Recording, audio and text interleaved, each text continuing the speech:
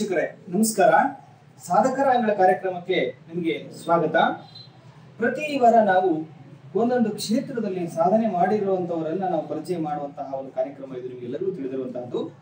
ಈ ವಾರ ಕೃಷ್ಣಮೂರ್ತಿಪುರಂನಲ್ಲಿರುವಂತಹ ಸಿದ್ಧ ವೈದ್ಯರಾಗಿರುವಂತಹ PS ನರಸಿಂಹಸ್ವಾಮಿ ಅವರು ಸಿದ್ಧ ವೈದ್ಯ ಪದ್ಧತಿಯಲ್ಲಿ 30 ವರ್ಷಗಳಿಗಿಂತ ಅಧಿಕ ಕಾಲ ಅದರಲ್ಲಿ ತೊಡಗಿಸಿಕೊಂಡು ಅವರದೇ ಆದಂತಹ ಒಂದು ಸಾಧನೆಗಳನ್ನು ಮಾಡ್ತಾ ಬರ್ತಾ ಇದ್ದಾರೆ.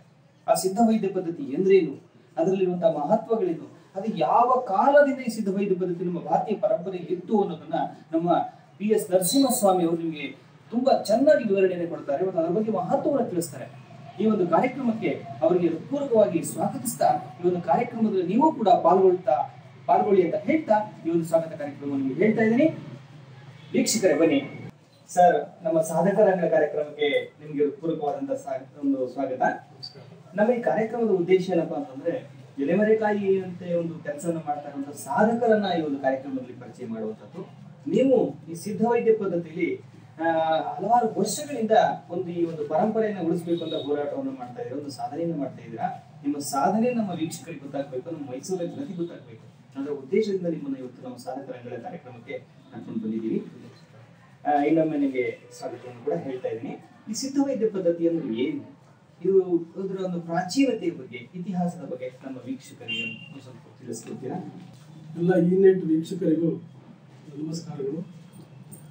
ಸಿದ್ಧ ವೈದ್ಯ ಪದ್ಧತಿ ಅನ್ನೋದು ಭಾರತೀಯ ಪ್ರಾಚೀನ ಭಾರತದ ಸಂಸ್ಕೃತಿಯ ಪರಂಪರೆಯ ಒಂದು ಭಾಗ ಆಗಿದ್ದು, ಆಯುರ್ವೇದವು ಸುಮಾರು 5-6ನೇ ಶತಮಾನದಲ್ಲಿ ಉತ್ತರ ಭಾರತದಲ್ಲಿ ಇದ್ದಾಗ ದಕ್ಷಿಣ ಭಾರತದಲ್ಲೂ ಸಹ ಅದೇ ರೀತಿ ಒಂದು ಪದ್ಧತಿ ಇತ್ತು. ಅದನ್ನೇ ಈಗ ಸಿದ್ಧ ವೈದ್ಯ ಪದ್ಧತಿ ಅಂತ ಅವಾಗಿಂದ ಹೇಳಿ ಅದನ್ನು ಕಾರ್ಯಗತ ಮಾಡ್ಕೊಂಡು ಬಂದವರು ಸುಮಾರು 18 ಮಂದಿ ಸಿದ್ಧರುಗಳು. ಈಗ ಆಯುರ್ವೇದಕ್ಕೆ ಚರಕ ಶುಶ್ರೂಷಕರು ಹೆಂಗಿದಾರೋ ಫೌಂಡರ್ಸ್, ಅದೇ ರೀತಿ ಇಲ್ಲಿ ಒಂದು 18 ಜನ ಸಿದ್ಧರುಗಳು ಅವರವರ ಬಾಳದ ಕಾಲದಲ್ಲಿ ಈ ಒಂದು ಪದ್ಧತಿಗೆ ತಮ್ಮ ಕಾಂಟ್ರಿಬ್ಯೂಷನ್ಸ್ ಕೊಟ್ಟರು. ಇದರಲ್ಲಿ ಮುಖ್ಯವಾಗಿ ಗಮನಿಸಬೇಕಾದ ಅಂಶ ಅಂತಂದ್ರೆ, ಸಿದ್ಧ ವೈದ್ಯ ಪದ್ಧತಿಯಲ್ಲಿ ಸಿದ್ಧರುಗಳು ಇದರ ಫೌಂಡರ್. ಸಿದ್ಧರುಗಳು ಅಂದ್ರೆ ಬೇಸಿಕಲಿ ಅವರು ಯೋಗಿಗಳು. ಆಮೇಲೆ ಆಲ್ಕೆಮಿಸ್ಟ್ ಆದರು. ಆಲ್ಕೆಮಿಸ್ಟ್ ಅಂದ್ರೆ ಇತರ ಮೆಟಲ್ಗಳನ್ನ ಬಂಗಾರವನ್ನಾಗಿ ಮಾಡಿಸುವಂತ ತಂತ್ರಗಾರಿಕೆ. ಅದರಲ್ಲಿ ಆಲ್ಕೆಮಿಕಲ್ ಪ್ರಾಸೆಸ್ ಮಾಡುವಾಗ ಕೆಲವು ಬೈ ಪ್ರಾಡಕ್ಟ್ಸ್ ಬಂದು ಅದನ್ನ ಅವರ ಅಂತಸ್ಫೂರ್ತಿಯ ಫಲವಾಗಿ ಮತ್ತೆ ಇಂಟ್ಯೂಟಿವ್ ಇಂಟೆಲಿಜೆನ್ಸು, ಅವರ ಯೋಗ ಶಕ್ತಿಯ ಫಲದಿಂದ ಅದನ್ನ ಔಷಧಿ ರೂಪದಲ್ಲಿ ಬಳಸ್ಕೊಂಡ್ರು. ಇದು ಸಿದ್ಧ ವೈದ್ಯ ಪದ್ಧತಿಯ ಒಂದು ಇದು ಇತಿಹಾಸ, ಪೂರ್ವ ಹಿನ್ನೆಲೆ. ಸೊ ಇದನ್ನ ಗುರು ಶಿಷ್ಯ ಪರಂಪರೆಯಲ್ಲಿ ಸಾಗಿ ಬಂದಿದ್ದು ತದನಂತರ ದಿನಗಳಲ್ಲಿ ತಾಳೆಗರಲ್ಲಿ ಬೆಳೆದುಕೊಂಡು, ಇದರ ಸಾಹಿತ್ಯ ಬಹುತೇಕ ತಮಿಳಿನಲ್ಲಿರುವುದರಿಂದ ಭಾರತ ದೇಶದ ಇತರ ರಾಜ್ಯಗಳ ಜನ ಇದನ್ನು ಕಲಿಯುವುದರಿಂದ ವಂಚಿತರಾಗಿದೆ. ನಾನು ಬೇಸಿಕಲಿ ಕನ್ನಡಿಗನಾಗಿದ್ದರೂ ತಮಿಳು ಕಲಿತುಕೋಬೇಕಾದಂಥ ಪರಿಸ್ಥಿತಿ ಅನಿವಾರ್ಯ ಆಯಿತು ಈ ಸಾಹಿತ್ಯ ಓದಬೇಕಾದ್ರೆ. ಸೊ ತಮಿಳನ್ನು ಕಲಿತುಕೊಂಡು, ತಮಿಳು ಅಂತಂದ್ರೆ ಆರ್ಡಿನರಿ ತಮಿಳಲ್ಲ, ಅದು ಈಗ ನಮ್ಮ ರಂಗಪಂಪ ಹಳೆಗನ್ನಡ ಅಂದ್ರೆ ಜಾಗದ ಭೋಗದ ಕರ್ದಗೆ ಎದ ಗುಟ್ಟಿಯ ಲಂಪಿ ನೆಂಪುಗಳಿಗಾಗರವಾದ ಮಾನಿಸರಂತವರಾಗಿ ಪುಟ್ಟಲೇನಾಗಿ ವೇಣು ತೀರ್ದು, ಈ ತರ ಕನ್ನಡನ ಸಾಮಾನ್ಯ ಜನ ಅರ್ಥ ಮಾಡ್ಕೊಳ್ತಾರೆ. ಆ ಥರ ತಮಿಳನ್ನ ನಾನು ಕನ್ನಡಿಗನಾಗಿದ್ದು ಕಲಿಬೇಕಾದ ಪರಿಸ್ಥಿತಿ ಬರುತ್ತೆ. ಅದ್ರ ಸಾಹಿತ್ಯನ ಅರ್ಥ ಮಾಡ್ಕೋಬೇಕು. ಅದನ್ನ ಕಲಿಯಕ್ಕೆ ಪ್ರೇರಣೆ ಆಯಿತು, ದೇವ್ರ ದಯ ಅನುಗ್ರಹದಿಂದ ಕಲಿತು ಸುಮಾರು ಪರಂಪರೆ ಸಿದ್ಧ ವೈದ್ಯರುಗಳನ್ನ ಭೇಟಿ ಮಾಡಿ, ಗುಡ್ಡಗಾಡು ಜನಗಳನ್ನ ಭೇಟಿ ಮಾಡಿ ಅವರಿಂದ ಸುಮಾರು ಕಲಿತ್ಕೊಂಡು ಅದನ್ನೆಲ್ಲ ಸುಮಾರು ಟ್ರಾನ್ಸ್ಲೇಟ್ ಮಾಡಿದ್ವಿ ಇಂಗ್ಲೀಷ್ಗೆ ಮತ್ತು ಕನ್ನಡಕ್ಕೆ. ಕನ್ನಡದಲ್ಲಿ ಇದುವರೆಗೂ ಸುಮಾರು ಒಂದು 42 ಆರ್ಟಿಕಲ್ ಬರೆದಿದ್ದಾರೆ ಇದ್ರ ಬಗ್ಗೆ. ಆಕ್ಚುಲ್ ಆಗಿ ಇದನ್ನ ನಾನು ಶುರು ಮಾಡಿದಾಗ ಸಿದ್ಧ ಏನು ಅಂತ ಎಲ್ಲ ಬಂದು ಕೇಳ್ತಾ ಇದ್ರು. ನೇಮ್ ಆಫ್ ಎ ಪರ್ಸನ್, ಒಬ್ಬರು ಹೆಸರು ಅಂತ, ಇದೊಂದು ಸಿಸ್ಟಮ್ ಆಫ್ ಮೆಡಿಸಿನ್ ಅಂತಲೇ ಗೊತ್ತಿರಲಿಲ್ಲ. ಕರ್ನಾಟಕದ ಮಟ್ಟಿಗೆ ಇದನ್ನ ಒಂದು ರೀತಿಗೆ ನಾನು ಜನಗಳಲ್ಲಿ ಪ್ರಚಾರ ಮಾಡೋದ್ರಲ್ಲಿ ಸ್ವಲ್ಪ ಯಶಸ್ಸನ್ನ ಕಂಡಿದ್ದೀನಿ ಅಂತ ಹೇಳೋದಕ್ಕೆ ಸಂತೋಷ ಆಗುತ್ತೆ ನನಗೆ. ಈ ಸಿದ್ಧ ವೈದ್ಯ ಪರಂಪರೆಗೂ ಮತ್ತು ಆಯುರ್ವೇದ ಪರಂಪರೆಗೂ ಏನು ವ್ಯತ್ಯಾಸ ಇದೆ? ಅಂತ ವ್ಯತ್ಯಾಸಗಳು ಹೇಳ್ಕೊಳ್ಳುವಂಥದ್ದು ಏನಿಲ್ಲ. ಯಾಕಂದ್ರೆ ಫಾರ್ಮಕಾಲಜಿ, ಇದು ಮೆಡಿಸಿನ್ ಪ್ರಿಪ್ರೇಷನ್ ಎಲ್ಲ ಒಂದೇ ಥರ ಇರುತ್ತೆ. ಬಟ್ ಒಂದು ಮೇಜರ್ ಇದು ಪಾಯಿಂಟ್ ಏನಂತಂದ್ರೆ, ಸಿದ್ಧದಲ್ಲಿ ನಾವು ರೋಗಿಯನ್ನು ನೋಡಿದ ಮೇಲೆ ಅವನ ಅನುವಂಶೀಯ ರೋಗಗಳ ಬಗ್ಗೆ ಮಾಹಿತಿ ತಗೊಂಡು, ಅವನ ಸ್ಟೇಟ್ ಆಫ್ ಮೈಂಡು ಮತ್ತು ಅವನ ಪರಿಸರ, ಅವನ ಲೈಫ್ ಸ್ಟೈಲು, ಇದನ್ನೆಲ್ಲ ನೋಡಿ ನಮ್ಮಲ್ಲಿ ರಾ ಮೆಟೀರಿಯಲ್ಸ್ ರೆಡಿ ಇರುತ್ತೆ. ಗಿಡಮೂಲಿಕೆಗಳು, ಬೇರು, ನಾರು ಎಲ್ಲ ರೆಡಿ ಇರುತ್ತೆ. ಯಾವುದು ಪ್ರಿಪೇರ್ ಮಾಡಿ ಇಟ್ಕೊಂಡಿರಲ್ಲ. ಅದನ್ನು ಇಂಡಿವಿಜುವಲ್ ಆಗಿ ಆ ಮನುಷ್ಯನ ಅವನ ರೋಗಕ್ಕೆ ತಕ್ಕ ರೋಗ ನಿದಾನ ಆದಮೇಲೆ ರೋಗಕ್ಕೆ ತಕ್ಕಂಗೆ ಔಷಧಿನ ಪ್ರಿಪೇರ್ ಮಾಡಿ ಕೊಡ್ತೇವೆ. ಅದರಿಂದ ಇದನ್ನು ತಕ್ಕ ಮಟ್ಟಿಗೆ ಬಹುಮಟ್ಟಿಗೆ ಪರಿಣಾಮಕಾರಿಯಾಗುತ್ತೆ. ಯಾಕಂದ್ರೆ ಆಗಲೇ ನಾವು ಸಿದ್ಧ ಮಾಡಿಟ್ಟ ಔಷಧಿಗೂ ನಾವು ಈಗ ತಯಾರು ಮಾಡೋದಕ್ಕೂ ಬಹಳ ವ್ಯತ್ಯಾಸ ಇದೆ. ಈಗ ಕೆಲವು ಕಡೆ ಕಾಯಿಲೆಗೆ ಅನುಗುಣವಾಗಿ ಒಂದು ಆ ವ್ಯಕ್ತಿಯ ರೋಗಕ್ಕೆ ಅನುಗುಣವಾಗಿ ಮತ್ತು ಅವನ ಒಂದು ರಕ್ತದ ಒತ್ತಡಕ್ಕೆ ಅನುಗುಣವಾಗಿ ದೇಹ ಎಷ್ಟು ಪ್ರಮಾಣದಲ್ಲಿ ಬೇಕು ಅದು ಅನಿಸುತ್ತೆ, ಅಷ್ಟು ಪ್ರಮಾಣದಲ್ಲಿ ಅದನ್ನ ನೋಡ್ಕೊಂಡು. ಈಗ ಒಬ್ಬ 75 ವರ್ಷದ ವ್ಯಕ್ತಿಗೆ ಮೆಡಿಸಿನ್ ಕೊಡೋದು, ಒಂದು 75 ವರ್ಷ ಆಗಿ ಅವರು 45 kg ಇದ್ರು, 30 ವರ್ಷದವನು ಒಬ್ಬ 45 kg ಇದ್ರು ಆ ಪ್ರಮಾಣ ಒಂದೇ ಆಗಿರುತ್ತೆ. ಅದೇ 70 ವರ್ಷದವನು 80 kg ಇತ್ತು, 45 ವರ್ಷದವನು 80 kg ಇದ್ರೂ ಪ್ರಮಾಣ ಬೇರೆ ಆಗುತ್ತೆ. ಆ ವಯಸ್ಸಿಗೆ ತಕ್ಕ ಇದು. ಮತ್ತೆ ಇದರಲ್ಲಿ ಇನ್ನೊಂದು ಪಥ್ಯ ಮತ್ತು ಅನುಪಾನಗಳಿಗೆ ಬಹಳ ಪ್ರಾಶಸ್ತ್ಯ ಕೊಡ್ತೀವಿ. ಅನುಪಾನ ಅಂದ್ರೆ ಯಾವುದ್ರ ಜೊತೆ ಮೆಡಿಸಿನ್ ಕೊಡಬೇಕು, ಮಾಡೋದು ಮೆಡಿಸಿನ್ ಅಂತ. ಈಗ ಬೇರೆ ಬೇರೆ ರೀತಿ ಕಾಯಿಲೆಗಳಿಗೆ ಬೇರೆ ಬೇರೆ ಅನುಪಾನಗಳಿದೆ. ಎಲ್ಲಾನು ಜೇನುತುಪ್ಪದಲ್ಲೇ ಕೊಡುವಂಥದ್ದಲ್ಲ, ಎಲ್ಲಾನು ಹಾಲಲ್ಲೇ ಕೊಡುವಂಥದ್ದಲ್ಲ. ಅದರಲ್ಲಿ ಋತುಗಳಿಗೆ ತಕ್ಕಂಥ ಅನುಪಾನಗಳಿವೆ. ಈಗ ಚಳಿಗಾಲದಲ್ಲಿ ಯಾವುದೋ ಒಂದು ಚೂರ್ಣ ಮಾಡಿಟ್ಕೊಂಡ್ರೆ ಚಳಿಗಾಲದಲ್ಲಿ ಅದನ್ನು ಬೇರೆ ಅನುಪಾನದಲ್ಲಿ ಕೊಡಬೇಕು, ಮಳೆಗಾಲದಲ್ಲಿ ಬೇರೆ ಅನುಪಾನ, ಈ ಥರ ಇದೆ. ಒಂದು ಸಿಂಪಲ್ ಎಕ್ಸಾಂಪಲ್ ಹೇಳ್ಬೇಕು ಅಂದರೆ ಹಳಲೆಕಾಯಿ ಚೂರ್ಣ ಅದು ನಿಜವಾಗೂ ಸಂಜೀವಿನಿಯಾಗಿ ಕೆಲಸ ಮಾಡುತ್ತೆ. ಸುಮಾರು ಅದನ್ನು ಮಾಡೋ ರೀತಿಯಲ್ಲಿ ಮಾಡಿದ್ರೆ ಅದಕ್ಕೆ ಬೇರೆ ಬೇರೆ ಋತುಗಳಲ್ಲಿ ಬೇರೆ ಬೇರೆ ಅನುಪಾನಗಳಿದೆ. ಆ ಅನುಪಾನದಲ್ಲಿ ಕೊಟ್ಟಾಗ ಮಾತ್ರ ಅದು ಎಫೆಕ್ಟಿವ್ ಆಗಿ ವರ್ಕ್ ಆಗುತ್ತೆ, ರಿಸಲ್ಟ್ಸ್ ಇರುತ್ತೆ. ನನಗೆ ಭಾಳ ಸಾಕಷ್ಟು ನಾನು ಮಾಡಿದ ವೃತ್ತಿಯಲ್ಲಿ ನನಗೆ ತೃಪ್ತಿ ಇದೆ. ನನಗೆ ಯಾಕೆ ತೃಪ್ತಿ ಇದೆ ಅಂದರೆ ನನ್ನ ಬರುವರುಗಳು ತೃಪ್ತಿ ಆಗಿದ್ದಾರೆ, ಅದರಿಂದ ನನಗೆ ತೃಪ್ತಿ ಇದೆ.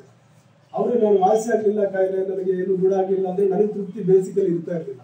ನನ್ನ ಮನಸ್ಸಾಕ್ಷಿಗೆ ಅದು ತೃಪ್ತಿ ತರ್ತಾ ಇರಲಿಲ್ಲ.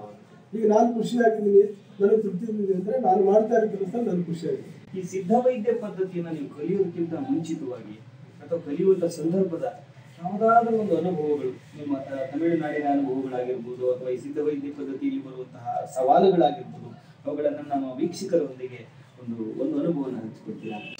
ಅಲ್ಲಿ ನಾನು ಯೂಶುವಲ್ ಆಗಿ ಹೋಗ್ಬೇಕಾದ್ರೆ ಒಬ್ಬರೇ ಹೋಗಲ್ಲ. ಅಲ್ಲಿ ಕೆಲವು ಬಹಳ ರಿಮೋಟ್ ವಿಲೇಜ್ಗಳು ಇರ್ತವೆ. ಅಲ್ಲಿ ಹೋದಾಗ ಹುಡುಗರು ಬರ್ತಾರೆ, ಅವ್ರ ಜೊತೆಯಲ್ಲಿ ಹೋದಾಗ ಗಿಡ ಸಿಕ್ತು. ನಮಗೆ ಸಿಕ್ಕಿದಾಗ ತಕ್ಷಣ ಅಲ್ಲಿ 2 ಕರಡಿಗಳು ಪ್ರತ್ಯಕ್ಷ ಆಗ್ಬಿಟ್ರು. ಅಲ್ಲಿ ನಾನು ನನ್ನ ಜೊತೆಲಿ ಬಂದಿದ್ದವರು ಮರ ಹತ್ಕೊಳ್ಳಿ ಮರ ಎರಂಗ ಅಂತ ತಮಿಳಲ್ಲಿ ಹೇಳೋದು. ಸರಿ, ಇಬ್ಬರು ಮರ ಹತ್ಕೊಟ್ಕೊಂಡು ಬೆಳಗ್ಗೆ 10-10:30 ಇರ್ಬೋದು, ಸಾಯಂಕಾಲ 8 ಗಂಟೆವರೆಗೂ ಅಲ್ಲೇ ಕೂತಿದ್ರು ಮರದಲ್ಲಿ, ಕರಡಿಗೆ ಹೋಗೋರು. ಇದು ಒಂದು ಮರೆಯಲಾಗದಂಥ ಅನುಭವ. ಇವೆಲ್ಲ ಹರಡು ಸಿದ್ಧ ಇರ್ತವೆ. ನಾವು ಏನಾದರೂ ಒಂದು ರೀತಿಯಲ್ಲಿ ಸ್ಯಾಕ್ರಿಫೈಸ್ ಮಾಡಿದಾಗ ಮಾತ್ರ ನಮಗೆ ಪ್ರಕೃತಿ ನಮಗೆ ಅದರ ನಿಜವಾದ ಫಲವನ್ನು ನೀಡುತ್ತದೆ. ಹಾರ್ಡ್ ವರ್ಕ್ ಇರಬೇಕು, ಮತ್ತು ಅನ್ವೇಷಣಾ ದಾಹ ಇರಬೇಕು ಮನುಷ್ಯನಿಗೆ. ಯಾವುದೋ ಒಂದು ಸಿಕ್ಕಿದ್ರೆ ನಾನು ಮಾಡ್ತೀನಿ ಅಂತ ಹೊಸ ಪ್ರಾಯೋಗಿಕವಾದಂಥ ಒಂದು ಸಸ್ಯಗಳನ್ನ ಕಂಡುಹಿಡಬೇಕು. ಅದರ ಮೂಲ ತಿಳ್ಕೊಂಡು, ಅದರ ಗುಣಗಳ ತಿಳ್ಕೊಂಡು, ಅದರ ಅನುಪಾನ ತಿಳ್ಕೊಂಡು ಕರೆಕ್ಟಾಗಿ ಉಪಯೋಗಿಸಬೇಕು. ಯಾಕಂದರೆ ಮನುಷ್ಯರ ಜೀವದ ಜೊತೆ ಆಟ ಆಡ್ಬಾರ್ದು. ಈಗ ಯಾವುದೋ ವೆಹಿಕಲ್ ಏನೋ ಕೆಟ್ಟೋಯ್ತೆ, ರಿಪೇರಿ ಆಗುತ್ತೆ, ಬೀಸಾಕ್ಬೋದು, ಬದುಕ್ತಾಗ್ಬೋದು, ಮನುಷ್ಯನ ಅವಯವರುತ್ತೆ, ಮನುಷ್ಯನ ಆರೋಗ್ಯಕ್ಕೆ ಹೊಡೆದಾಡುವ. ಅದರಿಂದ ಎಲ್ಲ ಆ ವಿಷಯ ತಿಳ್ಕೊಳ್ಳಿಕ್ಕೆ ಅಲ್ಲಿ ಟ್ರೈಬಲ್ ಪರ್ಸನ್ಸ್ಗೆ ಸರಿ ಅಂತೇಳಿ ಅವ್ರಗಳ ಜೊತೆ 2-3 ದಿವಸ ವಾಸ ಮಾಡಿ ಅವ್ರು ಕೊಟ್ಟು ನವಣೆ ಗಂಜಿ ಕುಡ್ಕೊಂಡು ನಾನು ಅಲ್ಲಿ ಬೀಚಸ್ಗಳ ಹತ್ರ ಎಲ್ಲ ಕಚ್ಚಿಸ್ಕೊಂಡು ಕೆಲವು ಕಡೆ ಎಲ್ಲ ಜಸ್ಟ್ ಒಂದು 3-4 ಹರ್ಬ್ಸ್ಗಳು ತಿಳ್ಕೊಳ್ಳಿಕ್ಕೆ ಇಷ್ಟೆಲ್ಲ ಕಷ್ಟಪಟ್ಕೊಂಡು ಮಾಡಿ ಅದರಿಂದ ಸಿಕ್ಕಿದ ರಿಸಲ್ಟಿಂದ ನಾನು ಭಾಳ ತೃಪ್ತಿ ಹೊಂದಿದ್ದೇನೆ. ಇನ್ನೊಂದು ಅನುಭವ ಈ ಟೈಮಲ್ಲಿ ಹಂಚಿಕೊಳ್ಳೇಬೇಕು. ಇದು ವೀಕ್ಷಕರಿಗೆ ಒಂದು ರೀತಿ ಯಾಕಪ್ಪ ಇಷ್ಟು ದಿವಸ ಹೇಳಲಿಲ್ಲ ಅಂತ ಅನ್ಕೋಬೋದು, ಹೇಳುವಂಥ ಪರಿಸ್ಥಿತಿ ನಾನು ಇರಲಿಲ್ಲ. ಸತ್ಯಮಂಗಲ ಅರಣ್ಯ ಪರಿಷದಲ್ಲಿ ಒಂದ್ಸಲ ನಾನು ಯೂಶುವಲ್ ಎಲ್ಲೂ ಹೋಗ್ಬೇಕಾದ್ರೂ ಕ್ಯಾಮ್ರಾ ತಗೊಂಡು ಹೋಗ್ತೀನಿ. ಅದನ್ನೆಲ್ಲ ಕೆಲವು ಗಿಡಮೂಲಿಕೆಗಳ ಫೋಟೋಗ್ರಾಫ್ ತಗೊಂಡು ನನ್ನ ಹತ್ರ ಸಾವಿರಾರು ಫೋಟೋಗ್ರಾಫ್ಸ್ ಇದೆ ಅಂತಿಲ್ಲ.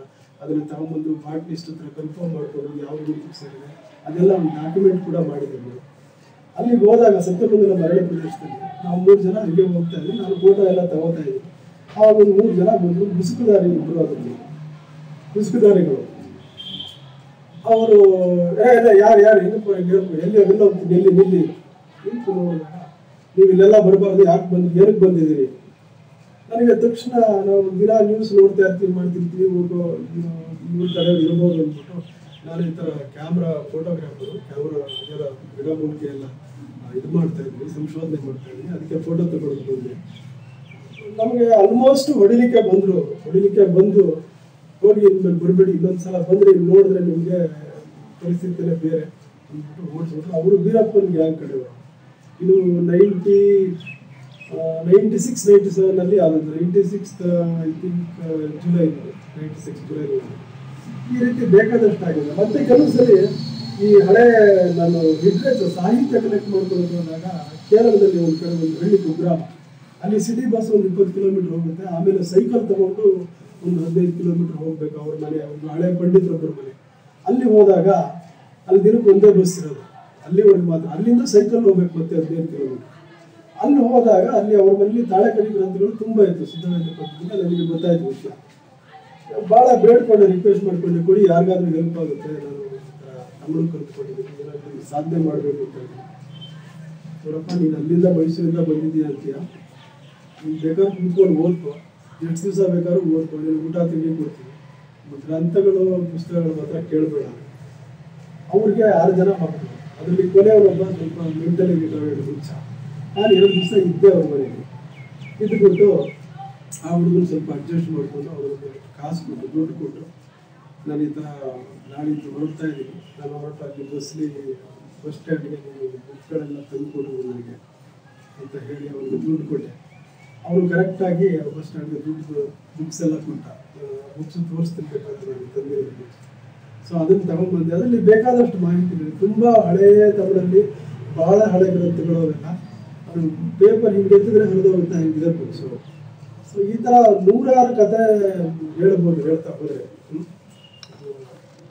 ಭಾರತದ ಪ್ರಾಚೀನ ಪರಂಪರೆಯಲ್ಲಿ ಹಲವು ಬಗೆಯ ವೈದ್ಯೋಪಚಾರ ಪ್ರಚಲಿತ. ಅದರಲ್ಲಿ ಸಿದ್ಧ ವೈದ್ಯ ಪದ್ಧತಿ ಕೂಡ ಒಂದು. ನವನಾಗರಿಕರಿಗೆ ಇದೊಂದು ಹೊಸ ಪದ ಎನ್ನುವ ಭಾವನೆ ಇದೆ. ಆದರೆ ವೈದ್ಯಕೀಯ ಕ್ಷೇತ್ರದಲ್ಲಿ ಎಲ್ಲರಿಗೂ ಚಿರಪರಿಚಿತ. ಅಲ್ಲದೆ ಸಾವಿರಾರು ವರ್ಷದ ಪರಂಪರೆ ಇದೆ.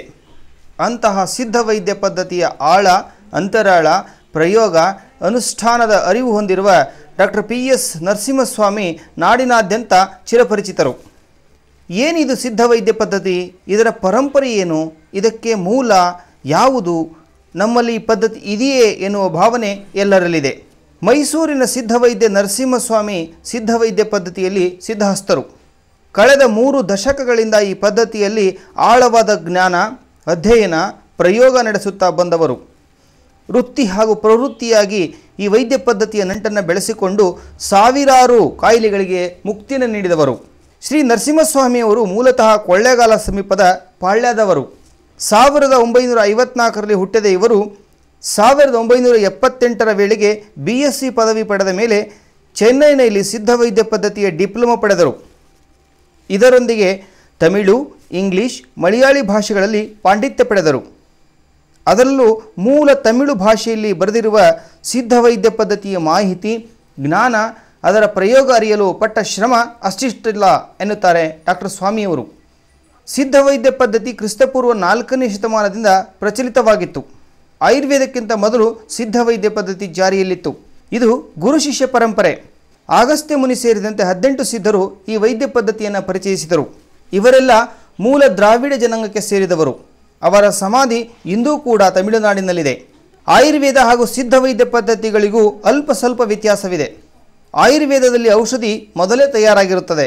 ಆದರೆ ಸಿದ್ಧವೈದ್ಯ ಪದ್ಧತಿಯಲ್ಲಿ ಕಾಯಿಲೆಗೆ ಅನುಗುಣವಾಗಿ ರೋಗಿಯನ್ನು ಪರೀಕ್ಷಿಸಿದ ನಂತರ ಔಷಧಿ ತಯಾರಾಗುತ್ತದೆ.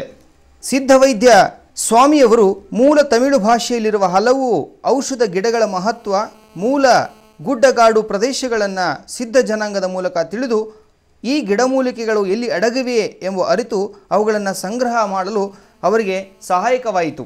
ಅಲ್ಲದೆ ಅವುಗಳನ್ನು ತುಂಬ ಪಾವಿತ್ರತೆ ಹಾಗೂ ಭಕ್ತಿಯಿಂದ ತಂದು ಸಂರಕ್ಷಿಸಿ ಇಟ್ಟುಕೊಳ್ಳಬೇಕಾಗುತ್ತದೆ ಎನ್ನುತ್ತಾರೆ ಶ್ರೀ ಸ್ವಾಮಿಯವರು. ನಾವೆಲ್ಲ ಇಂದು ಅನೇಕ ಕಾಯಿಲೆಯಿಂದ ಬಳಲುತ್ತಿದ್ದೇವೆ. ಅದಕ್ಕೆ ನಮ್ಮ ಪ್ರಕೃತಿಯಲ್ಲಿ ಇರುವ ಮೂಲಭೂತ ವಸ್ತುಗಳು ನಮ್ಮ ಕಾಯಿಲೆಯನ್ನು ಗುಣಪಡಿಸುವ ಶಕ್ತಿ ಇದೆ. ರಕ್ತ ಒತ್ತಡ, ಮಧುಮೇಹ, ಹೃದಯ ಕಾಯಿಲೆ, ಅಸ್ತಮಾ, ಗ್ಯಾಸ್ಟ್ರಬಲ್, ತಲೆಹೊಟ್ಟು, ಚರ್ಮರೋಗ ಹೀಗೆ ಅನೇಕ ಕಾಯಿಲೆಗೆ ನಾವು ರೂಢಿಸಿಕೊಂಡಿರುವ ಜೀವನ ಕ್ರಮವೇ ಹೊರತು ಬೇರೇನೂ ಅಲ್ಲ.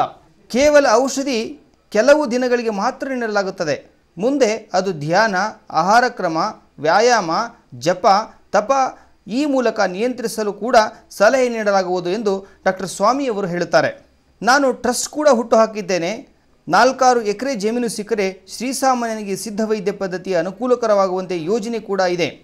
ಸರ್ಕಾರ ಮತ್ತು ಸಂಘ ಸಂಸ್ಥೆಯ ಸಹಕಾರ ನೀಡಿದರೆ ಅದನ್ನು ನಾನು ಮಾಡಲು ಸಿದ್ಧ ಎನ್ನುತ್ತಾರೆ ಡಾಕ್ಟರ್ ನರಸಿಂಹಸ್ವಾಮಿಯವರು. ನರಸಿಂಹಸ್ವಾಮಿಯವರು ದೇಶ ವಿದೇಶಗಳ ಸಂಪರ್ಕ ಹೊಂದಿದ್ದಾರೆ. ಇಂಟರ್ನೆಟ್ ಮೂಲಕ ಸಿದ್ಧವೈದ್ಯ ಪದ್ಧತಿಯ ಶಿಕ್ಷಣ, ಪಾಠ ಪ್ರವಚನ ನೀಡುತ್ತಾರೆ. ಮೈಸೂರು, ಬೆಂಗಳೂರು, ಚೆನ್ನೈ ವಿಶ್ವವಿದ್ಯಾಲಯದ ಅತಿಥಿ ಉಪನ್ಯಾಸಕರಾಗಿ ಕೂಡ ಕಾರ್ಯನಿರ್ವಹಿಸುತ್ತಿದ್ದಾರೆ. ಅಲ್ಲದೆ ನರಸಿಂಹಸ್ವಾಮಿಯವರು ದೇಶ ವಿದೇಶಗಳ ಸಂಪರ್ಕ ಹೊಂದಿದ್ದಾರೆ. ಇಂಟರ್ನೆಟ್ ಮೂಲಕ ಸಿದ್ಧ ವೈದ್ಯ ಪದ್ಧತಿಯ ಶಿಕ್ಷಣ, ಪಾಠ ಪ್ರವಚನ ನೀಡುತ್ತಾರೆ. ಮೈಸೂರು, ಬೆಂಗಳೂರು, ಚೆನ್ನೈ ವಿಶ್ವವಿದ್ಯಾಲಯದ ಅತಿಥಿ ಉಪನ್ಯಾಸಕರಾಗಿ ಕೂಡ ಕಾರ್ಯನಿರ್ವಹಿಸುತ್ತಿದ್ದಾರೆ. ಅಲ್ಲದೆ ಸಿದ್ಧ ವೈದ್ಯಶಾಸ್ತ್ರಕ್ಕೆ ಸಂಬಂಧಿಸಿದ ಮೂಲಿಕಾ ವಿಜ್ಞಾನ ಎಂಬ ಪುಸ್ತಕ ಕೂಡ ಹೊರತಂದಿದ್ದಾರೆ. ಈ ಪದ್ಧತಿಗೆ ಸಂಬಂಧಿಸಿದಂತಹ ತ್ರೈಮಾಸಿಕ ಪತ್ರಿಕೆ ಹರ್ಬಲ್ ಹೆರಿಟೇಜ್ ಕೂಡ ಹೊರಡಿಸಿದ್ದಾರೆ. ನಮ್ಮ ಭಾರತೀಯ ಪರಂಪರೆಯ ಸಿದ್ಧ ವೈದ್ಯ ಪದ್ಧತಿ ಉಳಿಯಬೇಕು, ವಿದೇಶಿ ಪಾಲಾಗುವುದನ್ನು ನಾವು ಸಾಮೂಹಿಕವಾಗಿ ತಡೆಗಟ್ಟಬೇಕು ಎನ್ನುವ ಹಂಬಲ ಚಿಂತನೆ ಡಾಕ್ಟರ್ ನರಸಿಂಹಸ್ವಾಮಿಯವರದು. ಸರ್, ಈ ಸಿದ್ಧ ವೈದ್ಯ ಪದ್ಧತಿಯಲ್ಲಿ ಎಂತೆಂತಹ ವಿಶಿಷ್ಟ ಕಾಯಿಲೆಗಳನ್ನ ಒಂದು ಗುಣ ಮಾಡಲಿಕ್ಕೆ ಸಾಧ್ಯತೆ ಇದೆ? ಮತ್ತೆ ಹಾಗೆ ಈ ಒಂದು ನಿಮ್ಮ ಸಿದ್ಧ ವೈದ್ಯ ಪದ್ಧತಿಯಲ್ಲಿ ಎಂತಹ ಗೊತ್ತು ಗುರಿಗಳನ್ನ ಮತ್ತೆ ನೀವು ಏನೆಲ್ಲ ಸಾಧನೆ ಮಾಡಬೇಕು ಅಂತನ್ನುವಂತಹ ಒಂದು ಗುರಿಗಳನ್ನ ಹಾಕೊಂಡಿರೋ ನಮ್ಮ ವೀಕ್ಷಕರಿಗೆ ಹೇಳ್ತೀರಾ? ಯಾವುದೇ ರೋಗ ಆಗಲಿ ಕುಲಕರ್ಣಿ ಅವರೇ, ಈಗ ಒಂದು ಈ ಕ್ರಾನಿಕ್ ಡಿಸೀಸ್ ಅಂತ ಹೇಳ್ತೀವಿ, ರಕ್ತದೊತ್ತಡ ಇರ್ಬೋದು, ಅಥವಾ ಡಯಾಬಿಟಿಸ್ ಇರ್ಬೋದು, ಒಂದು ಆಸ್ತಮಾ ಇರ್ಬೋದು, ಆರ್ಥರೈಟಿಸ್ ಇರ್ಬೋದು, ಇದಕ್ಕೆ ಇವತ್ತಿನವರೆಗೂ ಕೋಟ್ಯಾಂತರ ಡಾಲರ್ಸ್ ಖರ್ಚು ಮಾಡಿ ಇವನ್ ಮಾಡರ್ನ್ ಮೆಡಿಸಿನಲ್ಲಿ ಪರ್ಮನೆಂಟ್ ಕ್ಯೂರ್ ಯಾರು ಕಂಡುಹಿಡಿದಿಲ್ಲ. ಈಗ ರೋಗದ ಜೊತೆ ಮನುಷ್ಯ ಅವನು ಇರುವವರೆಗೂ ರೋಗದ ಜೊತೆ ಬದುಕೊಂಡು ಹೋಗುವಂಥದ್ದನ್ನ ಕಲಿಸ್ಕೊಂಡ್ರೆ ಅವನು ಹೆಂಗೆ live with the disease different from suffering with the disease. Sufferings ಇಲ್ಲದೆ ಅವನು ಇರುವವರೆಗೆ ಹೆಂಗೆ ಬದುಕ್ಬೋದೋ ಆ ಥರ ಬದುಕು ರೀತಿಯಲ್ಲಿ ನಮ್ಮಲ್ಲಿ ಇದೆ. ಕೆಲವು ಚರ್ಮ ರೋಗಗಳಿದೆ, ಸೋರಿಯಾಸಿಸ್, ಇವನ್ ಇದು ಕ್ಯಾನ್ಸರ್, ಏಡ್ಸ್ ಪೇಷಂಟ್ಸ್ಗಳು ಕೂಡ ಅವರಿಗೆ ಇಮ್ಯುನಿಟಿ ರೆಸಿಸ್ಟೆನ್ಸ್ ಡೆವಲಪ್ ಮಾಡಿದ್ರೆ ನಾವು ಏನು ಮೆಡಿಸಿನ್ ತಗೋತೀವಿ ಅದನ್ನು ತಗೊಂಡು ಅದ್ರ ಜೊತೆಯಲ್ಲಿ ಈಗ ಯಾರನ್ನು ಅಜರಾಮರ ಮಾಡೋಕ್ಕಾಗಲ್ಲ, ಯಾರನ್ನು ಚಿರಂಜೀವಿ ಮಾಡೋಕ್ಕಾಗಲ್ಲ. ಕ್ವಾಲಿಟಿ ಆಫ್ ಲೈಫ್ ಅವನು ಇರೋವರೆಗೆ ಮನುಷ್ಯ ಅವನ ಕ್ವಾಲಿಟಿ ಆಫ್ ಲೈಫ್ ಅವನ ಕೆಲಸ ಮಾಡ್ಕೊಂಡು ಅಟ್ಲೀಸ್ಟ್ ರೋಗದ ಜೊತೆ ಬದುಕೋದನ್ನ ಕಲಿಸುವಲ್ಲಿ ಸಹಕಾರಿಯಾಗುತ್ತೆ ಸಿದ್ಧ ವೈದ್ಯ ಪದ್ಧತಿ. ಇದು ಏನಂತಂದ್ರೆ ನಿಮ್ಗೆ ಉಪಕಾರ ಮಾಡಿದ್ರೆ ಉಪದ್ರವ ಅಂತೂ ಮಾಡಲ್ಲ ಮೆಡಿಸಿನ್. ಆ ಥರ ಉಪದ್ರವ ಮಾಡೋ ಮೆಡಿಸಿನ್ಗಳೇ ಬೇರೆ. ಅದ್ರ ಬಗ್ಗೆ ನಾನೇನು ಜಾಸ್ತಿ ವೀಕ್ಷಕರಿಗೆ ಹೇಳ್ಬೇಕಾಗಿಲ್ಲ. 90% ವೀಕ್ಷಕರಿಗೆ ಸೈಡ್ ಎಫೆಕ್ಟ್ಸ್, ಆಫ್ಟರ್ ಎಫೆಕ್ಟ್ಸ್ ಯಾವುದು ಇರೋದಿಲ್ಲ. ಇದರಿಂದ ಉಪಕಾರ ಆಗದಿರೋ ಉಪದ್ರವ ಆಗಲ್ಲ. ಇನ್ನು ಸಿದ್ಧ ವೈದ್ಯ ಪದ್ಧತಿಯಲ್ಲಿ ಮುಂದಕ್ಕೆ ಮಾಡಬೇಕು ಅಂದರೆ ನಾನು 25 ವರ್ಷದಿಂದ ಶುದ್ಧಾಗತ ಪ್ರಯತ್ನ ಮಾಡ್ತಾನೆ ಇದ್ದೀನಿ. ಈ ಕೆಲವು ನಶಿಸಿ ಹೋಗ್ತಾ ಇರ್ತಕ್ಕಂಥ ಸಸ್ಯಗಳನ್ನ ಉಳಿಸ್ಕೊಂಡು ನಾವು ಮುಂದಿನ ಪೀಳಿಗೆಗೆ ಉಳಿಸ್ಕೊಂಡು, ಯಾವುದೇ ಮನುಷ್ಯ ಯಾವುದೇ ಫೀಲ್ಡ್ ಆಗಲಿ ಅವ್ನು ಏನೇ ಮಾಡಲಿ ನಾವು ಮುಂದಿನ ಪೀಳಿಗೆಗೆ ಏನು ಉಳಿಸೋಗ್ತೀವಿ ಅನ್ನೋದು ಮುಖ್ಯ. ಹುಟ್ಟಿನಲ್ಲಿ ಏನು ಉಳಿಸೋಗ್ತೀವಿ ಅನ್ನೋದು ಮುಖ್ಯ. ಹುಟ್ಟಿನಲ್ಲಿ every person is born for a reason and everything happens for a reason ಅನ್ನೋದ್ರಲ್ಲಿ ನಾನು ಭಾಳ ನಂಬಿಕೆ ಇಟ್ಕೊಂಡಿದ್ದೀನಿ. ಯಾಕಂದರೆ ನನ್ನ ಜೀವನದ ಘಟನೆಗಳನ್ನೆಲ್ಲ ಹೇಳಿದ್ರೆ ಅದು ಸುಮಾರು ಜನಕ್ಕೆ ಆಶ್ಚರ್ಯಕರ ಆಗ್ಬೋದು, ಸುಮಾರು ಜನಕ್ಕೆ ಬೇಸರನೂ ಆಗ್ಬೋದು. ನನಗೆ ಎರಡೂ ಆಗುತ್ತೆ, ಆಶ್ಚರ್ಯನೂ ಆಗುತ್ತೆ, ಬೇಸರನೂ ಆಗುತ್ತೆ. ಸರ್ಕಾರದಿಂದ ಕೂಡ ಸುಮಾರು ಸಹಾಯಗಳಿರುತ್ತೆ. ಒಂದಷ್ಟು ಭೂಮಿ ಬೇಕು, ಗಿಡ ಬೆಳೀಲಿಕ್ಕೆ. ನನಗಂತ ನಾನು ಸಂಪಾದನೆ ಮಾಡಿ ನಾನು ಉದ್ಧಾರ ಆಗ್ತಾರ ಮುಂದಿನ ಪೀಳಿಗೆ ಇರುತ್ತೆ. ಈಗ ಯಾವುದೇ ಒಂದು ಗಿಡದಲ್ಲಿ ಒಂದು ಗಿಡ ನಾವು ಕಂಡುಹಿಡ್ಕೊಂಡ್ರೆ ಆ ಗಿಡದಿಂದ ನೀವು ರಾಸಾಯನಿಕವಾಗಿ ಹೆಂಗೋ ಔಷಧಿನ ಫರ್ಮೆಂಟೇಷನ್ ಮಾಸ್ ಆಗಿ ಗ್ರೋತ್ ಮಾಡಬೇಕು ಅಂದರೆ ಅದ್ರದ್ದು ಅವೈಲಬಿಲಿಟಿ ಇರಬೇಕು. ಯಾವುದೋ ಒಂದು ಗಿಡ ಭಾಳ ಅಪರೂಪ ಸಿಗುತ್ತೆ, 4 ಗಿಡ ಕಿತ್ತು ನಾಶ ಮಾಡಿಬಿಟ್ರೆ ಮುಂದಿನ ಪರಿಸ್ಥಿತಿ ಹೆಂಗಿರುತ್ತೆ. ಅದನ್ನು ಬೆಳೆಸಬೇಕು, ಉಳಿಸಬೇಕು. Preserve forest, preserve herbs and our ancient heritage ಈ ಥರ. ಮತ್ತು ಒಂದು ಇದು ಯಾವುದು ಪ್ರಕೃತಿ ಚಿಕಿತ್ಸಾಲಯ, ಪ್ರಕೃತಿ ಚಿಕಿತ್ಸಾ ಕೇಂದ್ರ ಅಂತ ಮಾಡ್ಕೋಬೇಕು ಅಂತಿದೆ. ಅಲ್ಲಿ ಎಲ್ಲ ಬಡಬಗ್ಗರಿಗೆ ಫ್ರೀ ಆಗಿ ಮಾಡಿಕೊಂಡು ಗೌರ್ಮೆಂಟ್ ಸಹಾಯದಿಂದ ಅಥವಾ ಸಂಘ ಸಂಸ್ಥೆಗಳ ಸಹಾಯದಿಂದ ನಾನಿರೋವರೆಗೆ ಮಾಡಬೇಕು ಅಂತ ನನ್ನ ಅನಿಸಿಕೆ. ಇದುವರೆಗೆ ನಾನು ಮಾಡಿರೋ ಸಾಧನೆಗಳನ್ನ ಸುಮಾರು ಜನ ನೋಡಿದ್ದಾರೆ. ನನ್ನ ಬಗ್ಗೆ ನಾನು ಹೇಳ್ಕೋಬೇಕಾಗಿಲ್ಲ. ಆದರೂ ನನ್ನ ಮನಸ್ಸಿನಲ್ಲಿ ಇರೋದು ನಾನು ಅಚೀವ್ ಓನ್ಲಿ 5% ಆಫ್ ಸಿದ್ಧಾಂತ. ಇಷ್ಟೆಲ್ಲ ಕಲಿತು 5% ನನಗೆ ಗೊತ್ತಿಲ್ಲ ಅನಿಸ್ತದೆ. ಇವಾಗ ಕೆಲವು ಭಾಗಗಳಲ್ಲಿ ನಾವು ಹೋಗಿ ಯೋಚನೆ ಮಾಡಿದ್ರೆ, ಕೆಲವು ಪೇಷಂಟ್ಗಳು ನೋಡಿದ್ರೆ, ಕೆಲವು ಹಳೆ ಲಿಟ್ರೇಚರ್ ಓದ್ತಾ ಇದ್ದಾಗ ಇಷ್ಟೆಲ್ಲ ಇದೆ, ನನಗಿನ್ನೂ 5% ಗೊತ್ತಿರೋಲ್ಲ ಅನ್ನೋ ಒಂದು ತಳಮಳ ನನಗೆ ಇನ್ನೂ ಇದೆ. ಅದರಿಂದ ಸತತವಾಗಿ ನಾನು ಅಧ್ಯಯನ ಕಾರ್ಯ ಮುಂದುವರಿಸ್ತಾನೆ ಇದ್ದೀನಿ. ಸುಮಾರು ಯೂನಿವರ್ಸಿಟಿಗೂ ಅಟ್ಯಾಚ್ ಆಗಿದೆ. ಯೂನಿವರ್ಸಿಟಿ ಬೆಂಗಳೂರು ಮುಂದುವರಿಸ್ತಾನೆ ಇದ್ದೀನಿ. ಸುಮಾರು ಯೂನಿವರ್ಸಿಟಿಗೂ ಅಟ್ಯಾಚ್ ಆಗಿದೆ. ಯೂನಿವರ್ಸಿಟಿ ಬೆಂಗಳೂರು. ಸಿದ್ಧ ವೈದ್ಯದ ಒಂದು ವಿಚಾರಕ್ಕೆ ಬಂದಾಗ ನಮ್ಮ ದೇಶದಲ್ಲಿ ಪರಂಪರೆಯನ್ನ ಇಟ್ಕೊಂಡು ಹೋಗುವಂತದ್ದು ನಮ್ಮಲ್ಲಿ ಪ್ರಯತ್ನವನ್ನ ಮಾಡ್ತಿದ್ವಿ. ಇದು ವಿದೇಶದಲ್ಲೂ ಕೂಡ ಒಂದು ಏನಾದರೂ ಪ್ರಭಾವ ಬೀರಿದೆಯಾ? ಆಕ್ಚುಲ್ ಆಗಿ ಹೇಳಬೇಕು ಅಂದ್ರೆ ಸಿದ್ಧ ಪದ್ಧತಿ ಬಗ್ಗೆ ನಮ್ಮ ದೇಶದವ್ರು ತಿಳ್ಕೊಬೇಕು, ವಿದೇಶದವ್ರು ತುಂಬಾ ಚೆನ್ನಾಗಿ ತಿಳ್ಕೊಂಡಿದ್ದಾರೆ. ನಂದು ಒಂದು ವೆಬ್ಸೈಟ್ ಇದೆ, ಬ್ಲಾಗ್ ಸ್ಪಾಟ್ಗಳು ಎಲ್ಲ ಇದೆ. ಸೊ ಸುಮಾರು ಜನ ಕಾಂಟ್ಯಾಕ್ಟ್ ಮಾಡ್ತಿರ್ತಾರೆ, ಅವರು ಡೌಟ್ಗಳು ಹೇಳ್ಕೊಡ್ತಾರೆ, ಕೆಲವರು ಔಷಧಿನ ತರಿಸ್ಕೋತಾರೆ ಅಂತ. ಅದರಲ್ಲಿ ಈಗ ಕೆಲವು ಕಂಟ್ರೀಸ್ಗೆ ಬೆಳೆಸೋಕ್ಕಾಗ್ತಾ ಇಲ್ಲ, because of some restrictions urban medicine ಯಾವುದು ತರಿಸ್ಕೋಬಾರ್ದು. ಸುಮಾರು ಜನ ತರಿಸ್ಕೋತಾರೆ, ಇಟಾಲಿ, ಸ್ವಿಟ್ಜರ್ಲ್ಯಾಂಡು, ಜರ್ಮನಿ, ಮಲೇಷ್ಯಾ ಆ ಕಡೆಯಿಂದ ತರಿಸ್ಕೋತಾರೆ. ಮೆಡಿಸಿನ್ ತರಿಸ್ಕೋತಾರೆ ಅಂತ ನಾನು ಹೆಂಗೆ ಪರ್ಸನಲ್ ಆಗಿ ಇಂಟ್ರಾಕ್ಟ್ ಆಗ್ತೀನಿ, ಅದೇ ಥರ ನಾನು ಕಂಪ್ಯೂಟರಲ್ಲಿ ಇಂಟರ್ನೆಟ್ಟಲ್ಲಿ ಅವ್ರ ಜೊತೆ ಸ್ಕೈಪಲ್ಲಿ ಮಾತಾಡ್ತೀನಿ, ನಾವು ಇದು ವಿಡಿಯೋ ಚಾಟ್ ಮಾಡ್ತೀವಿ, ಅದರಿಂದ ಗೊತ್ತಾಗುತ್ತೆ. ಕೆಲವು ಈಗ ಸ್ಕಿನ್ ಡಿಸೀಸ್ ಪ್ರಾಬ್ಲಮ್ ಏನಿರುತ್ತೆ ಅದನ್ನು ಫೋಟೋಗ್ರಾಫ್ ತೆಗೆದು ಆ ಫೋಟೋಗ್ರಾಫ್ ಅಪ್ಲೋಡ್ ಮಾಡಿ ಕಳಿಸ್ತಾರೆ. ನೋಡಿ ನಾನು 100% ನಾನು ಕರೆಕ್ಟಾಗಿ ಗೊತ್ತಾಗದಿದ್ರು ಅವರ ಜೀವನಾಭ್ಯಾಸಗಳು, ಸಿಂಪ್ಟಮ್ಸು ಮತ್ತು ಅವರ ಹೆರಿಡಿಟರಿ ಫ್ಯಾಕ್ಟರ್ಸು, ಅವರು ಅದನ್ನು ಎಕ್ಸ್ಪ್ಲೇನ್ ಮಾಡೋ ರೀತಿ, ಇದನ್ನು ನೋಡಿ ಒಂದು ಕನ್ಕ್ಲೂಷನ್ ಬಂದು ಅಟ್ಲೀಸ್ಟ್ ಒಂದು 70 to 80% ತಿಳ್ಕೊಂಡು ಅಂಥ ಕೆಲಸಗಳೆಲ್ಲ ರಿಸಲ್ಟ್ಸ್ ಇದೆ. ಇಲ್ಲಿ ನಾನು ಕೆಲವರಿಗೆ ಔಷಧಿ ಕೊಟ್ಟದಕ್ಕಿಂತ ಅವರಲ್ಲಿ ಆ ರಿಸಲ್ಟ್ ಜಾಸ್ತಿ ಇದೆ, ಕಂಪ್ಲೀಟ್ ಆಗಿ ಗುಣ ಆಗಿದೆ ಸುಮಾರು ಕಡೆ. ಅವರು ಹೊರದೇಶದವರು ಭಾಳ ತುಂಬ ತಿಳ್ಕೊಂಡಿದ್ದಾರೆ ಸಿದ್ಧ ಬಗ್ಗೆ, ಅವ್ರ ಕುತೂಹಲನೂ ಜಾಸ್ತಿ. ಒಳ್ಳೆಯದು ಡಾಕ್ಟರ್. ನಮ್ಮ ಸಾಧಕರ ಕಾರ್ಯಕ್ರಮದಲ್ಲಿ ಬಂದು ಸಿದ್ಧವೈದ್ಯ ಪದ್ಧತಿಯ ಬಗ್ಗೆ ಮತ್ತು ಅದರ ಮಹತ್ವದ ಬಗ್ಗೆ, ಅದರ ಪ್ರಯೋಜನದ ಬಗ್ಗೆ, ಇತಿಹಾಸದ ಬಗ್ಗೆ ಮತ್ತು ಅದರ ಉದ್ದೇಶ ಗುರಿಗಳ ಬಗ್ಗೆ ತುಂಬ ಚೆನ್ನಾಗಿ ತಿಳಿಸ್ಕೊಟ್ಟಿದ್ದಾರೆ. ವೀಕ್ಷಕರೇ, ನೋಡಿದ್ರಲ್ಲ, ನಮ್ಮ ಸಾಧಕರ ಅಂಗಳ ಕಾರ್ಯಕ್ರಮದಲ್ಲಿ ಇವತ್ತು ವಿಶಿಷ್ಟ ವ್ಯಕ್ತಿಗಳಾಗಿ ಆಗಮಿಸಿದಂತಹ ನಮ್ಮ PS ನರಸಿಂಹಸ್ವಾಮಿ ಅವರು ಭಾರತೀಯ ಪರಂಪರೆಯ ಸಿದ್ಧವೈದ್ಯ ಪದ್ಧತಿಯನ್ನ ತುಂಬಾ ಚೆನ್ನಾಗಿ ನಮಗೆ ತಿಳಿಸ್ಕೊಟ್ಟಿದ್ದಾರೆ. ಭಾರತೀಯ ಒಂದು ಸಿದ್ಧ ವೈದ್ಯ ಪದ್ಧತಿ ನಮ್ಮ ಪ್ರಪಂಚದಲ್ಲೂ ಕೂಡ ಇದರ ಒಂದು ಪದ್ಧತಿ ಇದೆ, ಮತ್ತು ನಮ್ಮ ದೇಶಕ್ಕಿಂತ ಹೊರದೇಶದಲ್ಲೂ ಕೂಡ ಇದರ ಒಂದು ಪದ್ಧತಿಯನ್ನು ಅಳವಡಿಸ್ಕೊಳ್ತಾ ಇದ್ದಾರೆ. ನಾವೇ ಅವುಗಳನ್ನು ಮರಿತಾ ಇದ್ದೀವಿ ಅನ್ನೋ ಕೊರಗು ಕೂಡ ನಮ್ಮ ಇವತ್ತಿನ ಸಾಧಕರ ಅಂಗಳ ಕಾರ್ಯಕ್ರಮದಲ್ಲಿ ಬಂದಿರುವಂತಹ ನರಸಿಂಹಸ್ವಾಮಿ ಅವರ ಒಂದು ಕೊರಗು ಕೂಡ ಆಗಿದೆ. ಅವರ ಸಾಧನೆಗಳು ಇನ್ನೂ ಅಪಾರವಾಗಿದೆ. ಅವರಿಗೆ ಸಾಧನವಾಗಿರುವಂತಹ ಪೂರಕ ವ್ಯವಸ್ಥೆಗಳು ಇವತ್ತು ನಮಗೆ ತುಂಬಾ ಅವರಿಗೆ ಅವಶ್ಯಕವಾಗಿದೆ. ಅವುಗಳೆಲ್ಲ ಪೂರೈಕೆಯಾಗಿ ಸಿದ್ಧ ವೈದ್ಯ ಪದ್ಧತಿಯಲ್ಲಿ ಇನ್ನೂ ಸಾಕಷ್ಟು ಸಾಧನೆಗಳನ್ನ ಮಾಡಿ ಅತ್ಯಂತ ಉನ್ನತ ಶಿಖರದಲ್ಲಿ ಇರಲಿ ಅಂತ ಹೇಳ್ತಾ ಇವತ್ತಿನ ಒಂದು ಕಾರ್ಯಕ್ರಮವನ್ನು ಮುಗಿಸ್ತಾ ಇದ್ದೀನಿ. ಮುಂದಿನ ವಾರ ಇದೇ ಸಮಯಕ್ಕೆ ಸಾಧಕರ ಅಂಗಳ ಕಾರ್ಯಕ್ರಮದಲ್ಲಿ ಭೇಟಿಯಾಗೋಣ. ಅಲ್ಲಿವರೆಗೂ ನಿಮಗೆ ಒಳ್ಳೆಯದಾಗಲಿ.